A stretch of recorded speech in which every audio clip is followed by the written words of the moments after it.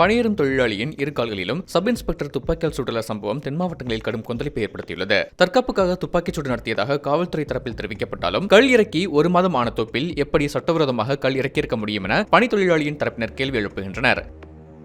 தென்காசி மாவட்டம் மருதம்புத்தூர் உள்ளிட்ட அருகேயுள்ள கிராமங்களில் பனைமரங்களில் இருந்து பதநீர் இறக்கி விற்பனை செய்வது வழக்கம். இதில் சிலர் சட்டவிரோதமாக கல் இறக்கி விற்பனை செய்வதாக கூறப்படுகிறது. இந்நிலையில் Alangulam sub inspector Isakkiraja April 7ஆம் தேதி அன்று சீருடை இல்லாமல் சாதாரண உடையில் அப்பகுதியில் சோதனையில் ஈடுபட்டிருக்கிறார். அப்போது பணி தொழிலாளி மணிகண்டன் கல் இறக்குவதாக சப் இன்ஸ்பெக்டர் இசக்கிராஜா குற்றம் சாட்டியதாகவும் இதனால் இருவருக்கும் இடையே ஏற்பட்ட வாக்குவாதம் கைகலப்பாக மாறியதாகவும் காவல்துறை தரப்பு தெரிவிக்கிறது. இதில் மணிகண்டன் பனிமட்டையால் சப் இன்ஸ்பெக்டர் இசக்கிராஜாவை தாக்கியுள்ளார். பதிலுக்கு இசக்கிராஜா 10 ரவுண்டுகள் சுட்டதில் 3 தோட்டாக்கள் மணிகண்டனின் கால்களில் பாய்ந்துள்ளது. இதில் காயமடைந்த இருவரும் தென்காசி அரசு மருத்துவமனையில் அனுமதிக்கப்பட்டுள்ளனர். ஆனால் அந்த பணந்தோப்பில் கல்லிறக்கியே ஒரு மாத காலம் ஆகிவிட்டதாக கூறும் மணிகண்டன் தரப்பினர் சாதி வன்மத்துடன் வேண்டுமென்றே குற்றம் சாட்டி மணிகண்டனை சப் இன்ஸ்பெக்டர் இசக்கிராஜா சுட்டிருப்பதாக குற்றம் சாட்டியிருக்கின்றனர். கால்களை மட்டுமே நம்பி பிழைப்பு நடத்தும் பணியேறியான மணிகண்டன் இனி எதிர்காலத்தில் எப்படி மரம் ஏறுவார் எனவும் அவர்கள் கேள்வி எழுப்புகின்றனர். பலகட்ட போராட்டங்களுக்கு பிறகு தற்போது இசக்கிராஜா உள்ளிட்ட 3 போலீசார் மீது வழக்கு பதிவு செய்யப்பட்டுள்ளது.